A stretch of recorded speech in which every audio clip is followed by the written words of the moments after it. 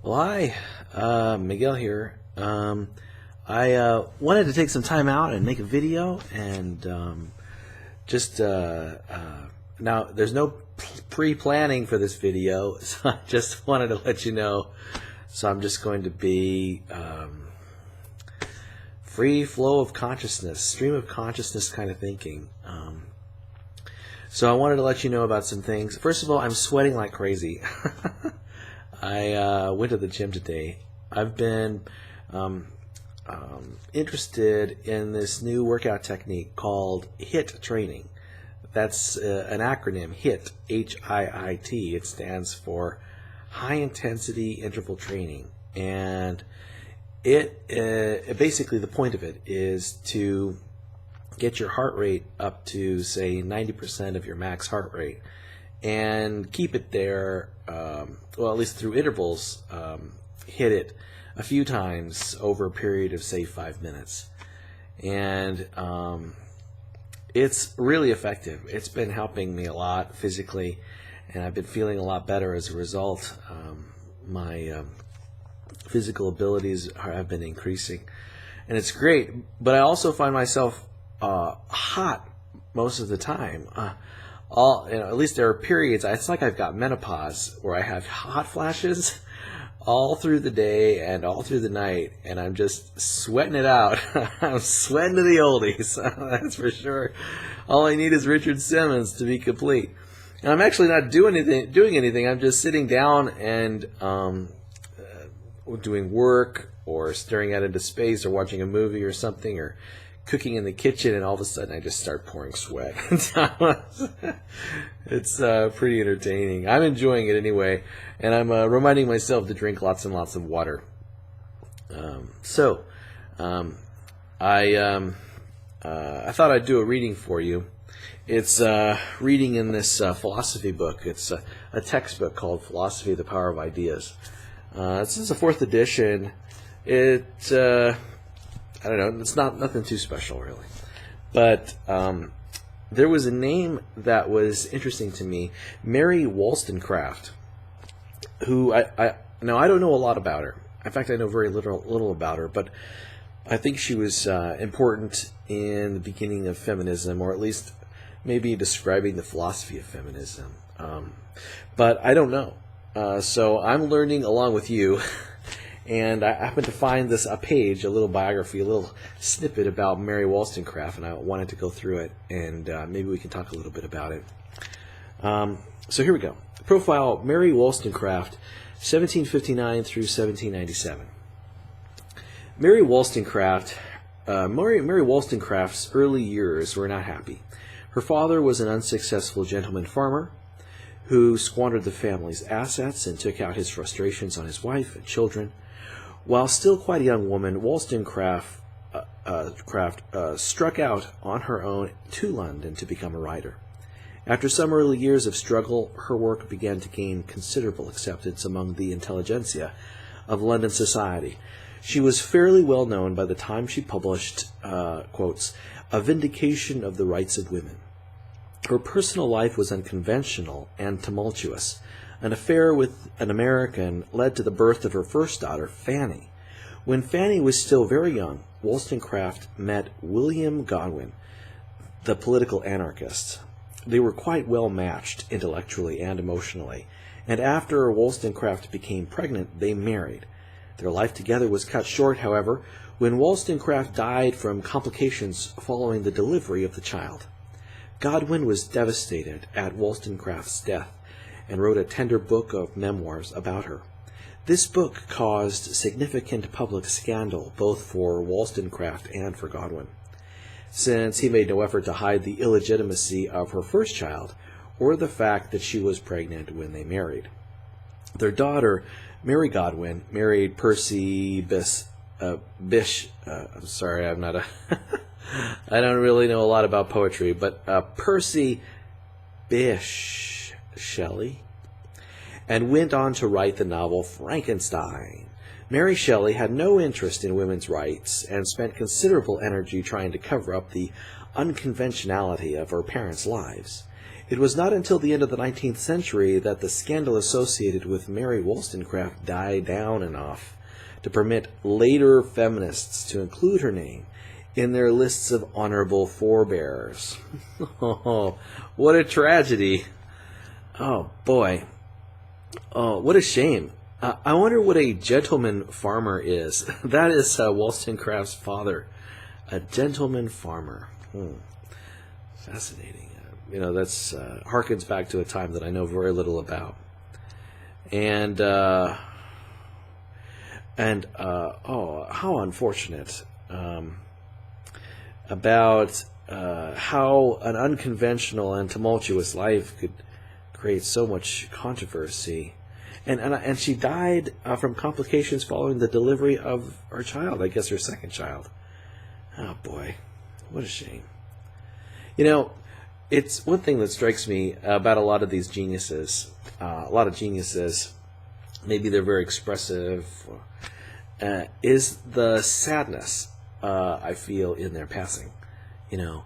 Here they are, amazing people with wonderful ideas, and then, they're snuffed out, and it's lost. It's like something of value was lost, something to society that society might have gained, but then it just wiped out. It's such a shame that we lose these wonderful people. Anyway, I had no idea about this William Godwin, political anarchist. I hadn't heard of him before. But so I might have to follow up on that person and read up a little bit on what his beliefs were. And I wonder how their beliefs matched up. I mean, how does feminism match up with political anarchy? I don't know. I never was aware that there was a relationship there. And there might not be a relationship. Who knows? Maybe they just had chemistry. And this is interesting how the book that was written by Godwin about Wollstonecraft caused a significant public scandal because he made no effort to hide the illegitimacy of her first child or the fact that she was pregnant when they were married. How unfortunate that the rules of society were so strict that good ideas were sort of ignored because society's rules weren't followed to the letter. It's really a shame. It's interesting how Mary Shelley had no interest in women's rights. I guess that's Wollstonecraft's daughter. Though she wrote the book Frankenstein. And apparently Shelley spent considerable energy trying to cover up the unconventionality of her parents' lives. I guess that makes sense. If it was causing such disruption and turmoil, then I think I might have done the same. But now this is really getting me interested in Wollstonecraft. So she was born in 1759 and died in 1797. So, she was only like 40 years old, less than that. She's like 42, what is that, 42 years old, 60, 40, I don't know, she's around there. Oh, what a shame. Well, I'm going to have to read more about Mary Wollstonecraft. I'm curious now. Oh, here we go. Here's a little more about her. It says, Mary Wollstonecraft wrote in response both to what she saw around her and to some of the views about women that were being put forward by the philosophers of the time. Her mother and sister were both victims of domestic violence, which caused her to take issue with the idealized view of marriage. Oh, boy. I have some thoughts about that, being put forth by her culture. Yeah, this whole idea of love, I think it might be exaggerated in value. As an intellectual, she was familiar with many of the high-minded views of womanhood being perpetuated by her contemporaries. She was particularly annoyed at Rousseau's view of women because he advocated that women's education should be designed entirely to make them pleasing to men. Oh, my goodness. Yeah, that does sound like a problem. And Rousseau was saying that. Goodness. And here's a quote: "To please, to be useful to us, to make us love and esteem them, to educate us when young and to take care of us when grown up, to advise, to console us, to render our lives easy and agreeable. These are the duties of women at all times, and what they should be taught in their infancy," reflected Rousseau. Oh my goodness. Talk about a slave class. Wollstonecraft employed several arguments against Rousseau and his allies. Okay, first she argued that educating women to be the ornaments to and playthings of men would have bad consequences for society. Oh yeah, totally. I mean, the last thing you want to do is tell children, particularly female children, to give unearned honor to, say, the men around them. You know, that unearned honor. And then imagine a society where, as a man, you're taught to expect the unearned honor from women. Oh my goodness. That is a recipe for disaster. Let's see. How could silly, vain creatures ever be expected to do an adequate job of raising a family? Ugh. They would become mere propagators of fools. Second, she argued that raising women to be ornamental would have bad consequences for women. No matter how charming a woman might be, after a few years of daily contact, her husband would ultimately become somewhat bored and distracted. If women had no inner resources to fall back on, Wollstonecraft argued, they will then grow languid or become a spring of bitterness, and love will turn to jealousy or vanity. Third, and perhaps most important, she argued that women were as capable as of men of obtaining the masculine virtues of wisdom and rationality, if only society would allow those virtues to be cultivated. She noted that the virtues of women, docility, dependence, and sensitivity, were commonly associated with weakness. She held that there should be no distinction between female excellence and human excellence. Like many intellectuals of the Enlightenment, Wollstonecraft gave pride of place to rationality and argued that women must have their capacity of reason developed to its fullest extent if they were to become excellent examples of humanity. Okay, so totally agree with Wollstonecraft. And yeah, you know, it has a lot to do with, I think, gender roles, which a lot of people are fighting even today in today's society. You know, there's sex, biological sex, and then there's gender. And one is biologically determined, and gender, you know, often quite a bit socially determined. You know, it's wrong to lock people in one sort of binary direction or another, especially if they're not interested in expressing those behaviors. And yeah, it's a shame. I am no fan of gender roles. I think they're often antiquated, and they minimize people's ability and marginalize people, and is a creator of a lot of negative emotions. And yeah, I think gender roles really need to be evaluated. You know, I think of people as being a blank slate, so to speak. Even according to B.F. Skinner, you know, through behaviorism, people are conditioned by their environments how to act, how to react, and that's a very powerful influence. You know, culture has these gender roles predefined, and human beings, they learn.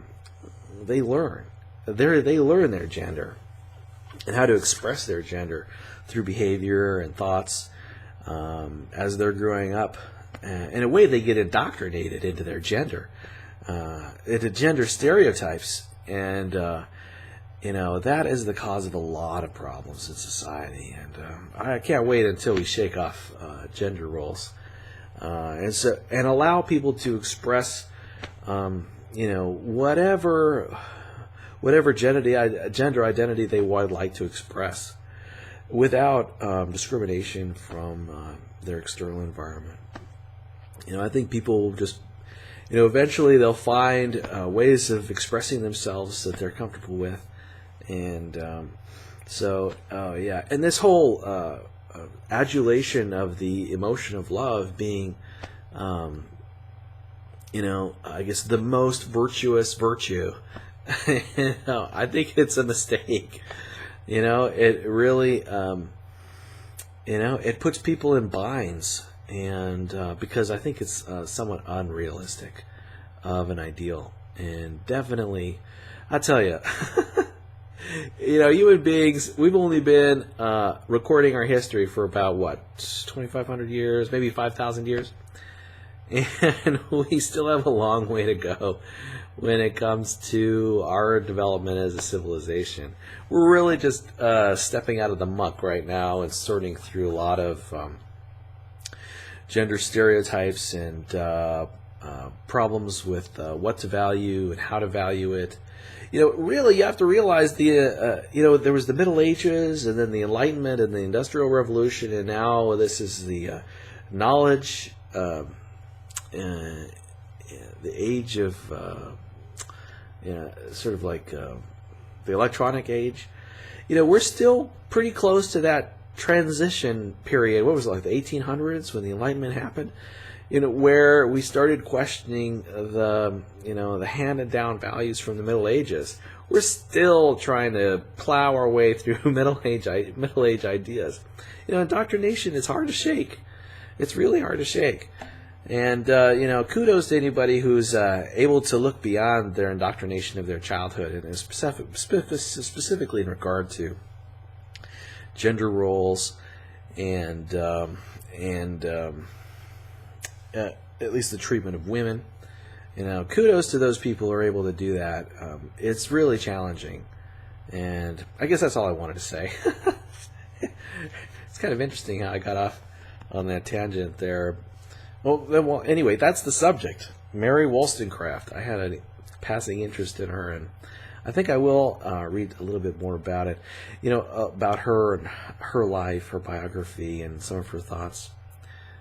Because I think a lot can be learned by reflecting on intellectuals in the past and the ideas that they had to battle with, because there are a lot of similarities between those battles that they're battling and the battles that we're battling today. Basically just trying to shake off the old ways and the old superstitions about the way society ought to be. And this is challenging because really it's a negotiation. It's a negotiation between minds all around the world. And when 7 billion people try to negotiate with one another through the internet, there's going to be disagreements, and we need logic and rational justification and good ideas to help us work through these challenging times. So. Anyway, I guess I made my contribution just now. It was nice talking to you, and I'll talk to you again later. Bye-bye.